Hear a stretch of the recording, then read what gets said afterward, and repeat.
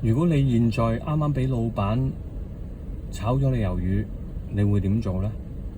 你會垂頭喪氣，好唔開心。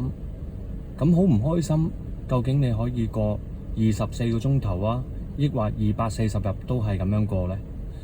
或者我會選擇積極去面對，揾翻自己舊日一啲興趣，行下山，食一啲好簡單嘅嘢，亦都唔需要大魚大肉。每一日咁過，或者你會覺得死啦，啲錢從何來呢？究竟我嘅積蓄可以捱到幾耐呢？